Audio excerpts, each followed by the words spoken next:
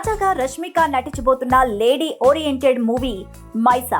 అయితే ఈ ప్రాజెక్టు నుంచి రష్మిక ఫస్ట్ లుక్ విడుదలైనప్పటి నుంచే సోషల్ మీడియాలో విపరీతమైన హైప్ క్రియేట్ అయ్యింది. ఇప్పటి వరకు ఎన్నడూ లేని విధంగా రక్తంతో ముఖం, చేతిలో ఆయుధం, ముక్కు పుడకతో ఆమె లుక్ చూసిన అంతా షాక్ అయ్యారు. ధైర్యం ఆమె బలం, ఆమె గర్జన వినడానికి కాదు భయపెట్టడానికి అంటూ ఇచ్చిన హైప్ గూస్ బంప్స్ తెప్పిస్తోంది. ఇక మైసా అనే టైటిల్ అనౌన్స్ చేయగానే అందరిలోనూ ఒకంత ఆసక్తి, ఆశ్చర్యం నెలకొంది.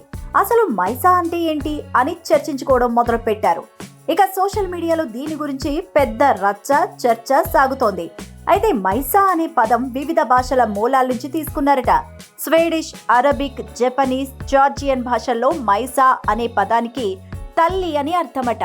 స్వేచ్ఛా భావాలతో సహజ నాయకత్వంలో ముందుకు సాగిన ఓ సాహసవంతురాలి పాత్రకు ఇది సరైన టైటిల్ అని మేకర్స్ చెప్తున్నారు. ఈ సినిమాలో రష్మిక వారియర్ మదర్ గా కనిపించబోతున్నారు. గోండు తెగల పటిష్టమైన సామాజిక నేపథ్యం ఆధారంగా ఈ కథ సాగనుంది. ఈ తెగల హక్కుల కోసం పోరాడే ఓ తల్లిగా, నాయకురాలిగా రష్మిక పాత్ర చాలా పవర్ఫుల్ గా ఉంటుందని సమాచారం. ఆమె పాత్రలో ఉన్న తీవ్రత, ఎమోషన్ ను ఫస్ట్ లుక్ స్పష్టంగా అర్థమవుతోంది.